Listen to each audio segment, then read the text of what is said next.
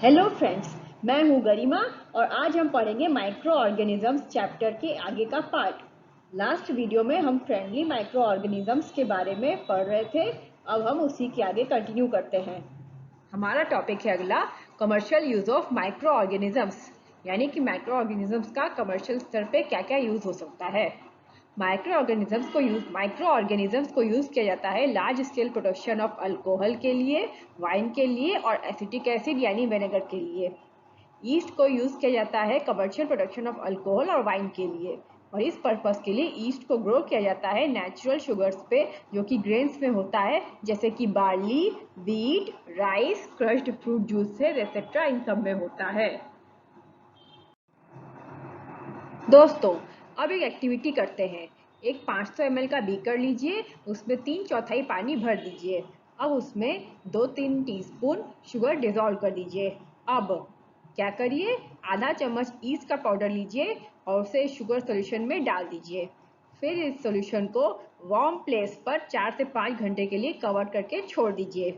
अब क्या कीजिए, स्मेल करिए सोल्यूशन को। अब आपने क्या ऑब्जर्व किया? अब आपने ये ऑब्जर्व किया कि इसमें से अल्कोहल की स्मेल आ रही है। ऐसा क्यों हुआ? वो इसलिए हुआ क्योंकि शुगर को अल्कोहल में कन्वर्ट कर दिया है ईस्ट ने शुगर को कन्वर्ट कर दिया अल्कोहल में। ये जो प्रोसेस है conversion of sugar into alcohol, इसको हम लोग फर्मेंटेशन कहते हैं। यानी कि अगर शुगर को जिस प्रोसेस से अल्कोहल में कन्वर्ट कर दिया जाए, वो प्रोसेस कहलाता है फर्मेंटेशन। दोस्तों, अब अगला टॉपिक है medicinal use of micro organisms. जब भी आप बीमार पड़ते हैं, डॉक्टर आपको कुछ एंटीबायोटिक टैबलेट्स देते हैं, कैप्सूल देते हैं या इंजेक्शन देते हैं, जैसे कि पेनिसिलिन का। इन मेडिसिन का सोर्स क्या होता है? वो होता है माइक्रो ऑर्गेनिजम्स। ये मेडिसिन जो कि डिजीज कॉजिंग माइक्रो ऑर्गेनिजम्स को या तो उनका बढ़ना रोक देती है या फिर in disease causing micro organisms का खात्मा कर देती है। इन मेडिसिन को हम एंटीबायोटिक्स कहते हैं। आजकल बहुत से एंटीबायोटिक्स बैक्टीरिया और फंजाई से बनाए जा रहे हैं। स्ट्रेप्टोमाइसिन, टेट्रासाइक्लिन और एरिथ्रोमाइसिन इनमें से कुछ कॉमनली यूज्ड एंटीबायोटिक्स हैं जो बैक्टीरिया और फंजाई से बनते हैं। एंटीबायोटिक्स हमेशा डॉक्टर के एडवाइस पर ही लेना चाहिए और जो डोज डॉक्टर ने प्रेस्क्राइब की है उसी डोज में लेना चाहिए और उसके कोर्स को हमेशा कंप्लीट करना चाहिए। यानी जो डोज दवाई का कोर्स बताया गया है जितने दिन का, उसको हमेशा कंप्लीट करना चाहिए, क्योंकि अगर गलत डोज ले लिया तो दवाई असर नहीं करेगी और फायदे की जगह नुकसान करेगी। और अननेसेसरी एंटीबायोटिक्स लेने से बेनिफिशियल बैक्टीरिया खत्म हो जाते हैं बॉडी में से। दोस्तों, अब अगला टॉपिक है वैक्सीन। जब कोई डिजीज कैरिंग माइक्रोब हमारी बॉडी में एंटर कर जाता है तो हमारी बॉडी एंटीबॉडीज प्रोड्यूस करती है ताकि उस इन्वेडर को यानी डिजीज से लड़ा जा सके। ये बॉडी ये भी रिमेम्बर करती है, यानी ये भी याद रखती है कि माइक्रोब से कैसे लड़ना है अगर वो वापस इंटर कर गया तो। अगर डेड या वीकेंड माइक्रोब्स को हमारी बॉडी में हेल्दी बॉडी में इंट्रोड्यूस कराया जाता है तो बॉडी फाइट करती है और किल कर देती है, मार देती है उस इन्वेडिंग बैक्टीरिया को बाय प्रोड्यूसिंग सूटेबल एंटीबॉडीज, यानी एंटीबॉडीज प्रोड्यूस करके बॉडी उस इन्वेडिंग बैक्टीरिया को मार देती है। ये एंटीबायोटिक्स हमारे बॉडी में रहते हैं और हम इनसे प्रोटेक्टेड रहते हैं। जो भी डिजीज कॉजिंग माइक्रोब्स होते हैं उनसे हम प्रोटेक्टेड रहते हैं। यानी कि ये एंटीबॉडीज जो बन जाती हैं वो हमारी बॉडी में रहती हैं और जब भी डिजीज कॉजिंग माइक्रोब्स कभी फिर से अटैक करते हैं तो उनसे हम प्रोटेक्टेड होते हैं। इसी तरह से वैक्सीन हमारी काम करती है। दोस्तों, बहुत से डिजीजेज होते हैं जैसे कि कॉलेरा, टीबी यानी कि ट्यूबरकुलोसिस, स्मॉल पॉक्स, हेपेटाइटिस। इन सब से वैक्सीनेशन के थ्रू बचा जा सकता है। आप याद कीजिए, जब आप छोटे थे तो आपको भी बहुत तरह के इंजेक्शन दिए गए थे ताकि आपको बहुत तरह की बीमारियों से बचाया जा सके। इसलिए बच्चों को ये सारे इंजेक्शन लगने बहुत ज़रूरी है ताकि उन्हें खतरनाक बीमारियों से जीवन भर बचाया जा सके। बहुत से नेसेसरी वैक्सीन्स होते हैं जो बच्चों को दिए जाते हैं, वो आसपास के हॉस्पिटल्स में अवेलेबल होते हैं। जैसे कि पोलियो ड्रॉप्स जो बच्चों को दिए जाते हैं वो एक्चुअली एक वैक्सीन ही है ताकि उन्हें पोलियो जैसी खतरनाक बीमारी से बचाया जा सके। दोस्तों, हमारा अगला टॉपिक है इंक्रीजिंग सॉइल फर्टिलिटी, यानी कि मिट्टी को उपजाऊ कैसे बनाया जा सके। कुछ बैक्टीरिया ऐसे होते हैं जो एटमॉस्फेयर में से नाइट्रोजन को फिक्स कर सकते हैं ताकि मिट्टी को एनरिच किया जा सके नाइट्रोजन से और उसको फर्टिलिटी मिट्टी की बढ़ाई जा सके, यानी कि मिट्टी को और भी ज़्यादा उपजाऊ बना सके।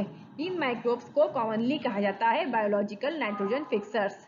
ये आप डायग्राम में देख सकते हैं, नाइट्रोजन फिक्सिंग साइनोबैक्टीरिया होता है जो ये सॉइल फर्टिलिटी को बढ़ाता है और इनका स्ट्रक्चर कुछ ऐसा होता है जैसा कि आप देख पा रहे हैं डायग्राम में।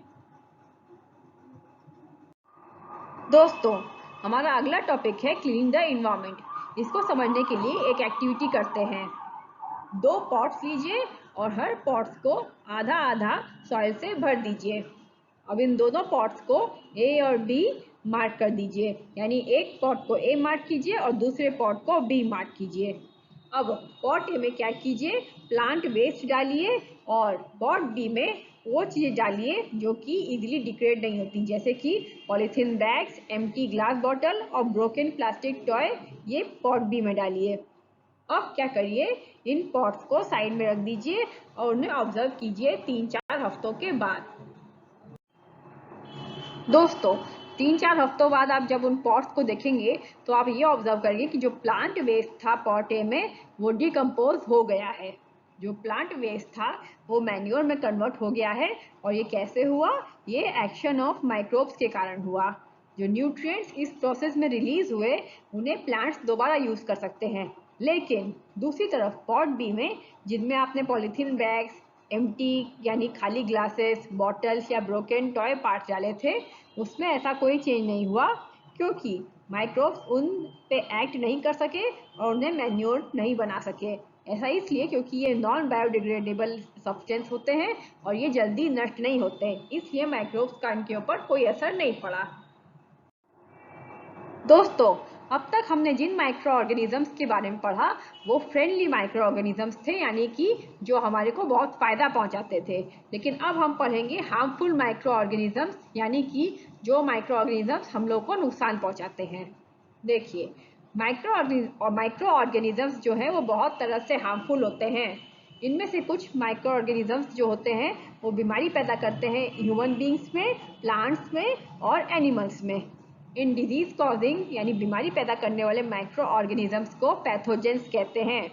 कुछ माइक्रो ऑर्गेनिजम्स ऐसे भी होते हैं जो खाना, कपड़ा और लेदर को खराब कर देते हैं। दोस्तों, हमारा अगला टॉपिक है disease causing micro organisms in humans, यानी वो माइक्रो ऑर्गेनिजम्स जो हमारे ह्यूमन बींग्स में बीमारी पैदा करते हैं।